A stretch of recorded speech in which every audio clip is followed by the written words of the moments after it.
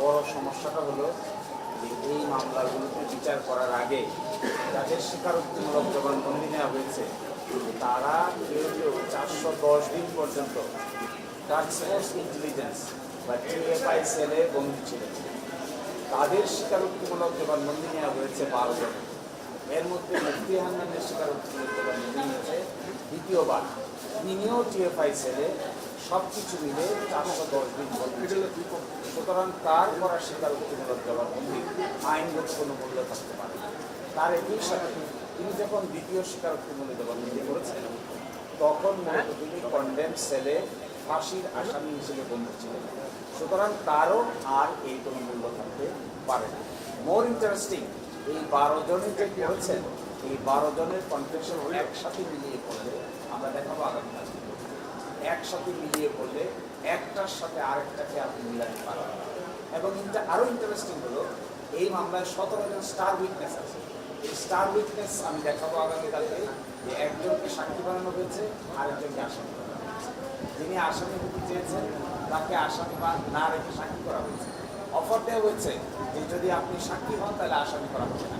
এইভাবে 17 জন ঊর্ধ্বতন পুলিশ কর্মকর্তাকে মামলার সাক্ষী বানানো হয়েছে। তার মধ্যে টাস্ক ফোর্স যিনি প্রধান ছিলেন তাকেও এই মামলার সাক্ষী করা হয়েছে।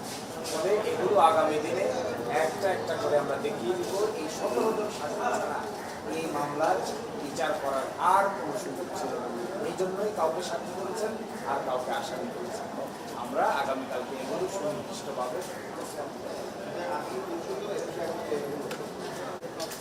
দেখেন এখানে দেরি হয়েছে। প্রথম তো মামলা শেষ হয়ে গেছে 2009 সালে 61 জন সাক্ষীর জবানবন্দি শেষ। তারপরে প্রসিকিউশনের পক্ষ থেকে একটা দরখাস্ত দেওয়া হলো 2009 সালের মার্চ মাসে। দরখাস্ত দিয়ে তারা বললেন ফার্দার ইনভেস্টিগেট করতে চান। এই ফার্দার ইনভেস্টিগেশনে গিয়ে লাগলো আরো 3 বছর। ফার্দার ইনভেস্টিগেশন রিপোর্ট আসলো 11 সালের শেষের দিকে।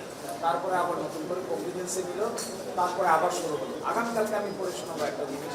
এই মামলার নিম্ন আদালতের রায় তিনি হাইকোর্টের বিচার করেছেন পরে তিনি দেখবেন নিম্ন আদালতের রায়ের মধ্যে একটা রাজনৈতিক ভাষণ দিয়েছে। এই রাজনৈতিক ভাষণটাও আমরা আগামীকাল অথবা পরশুদিন আদালতের সামনে তুলে ধরবো যে কেন 21 আগস্টের মামলায় রাজনীতিক কি ইম্প্যাক্ট আছে এই কথা বলে তিনি ঘোষণা করেছেন।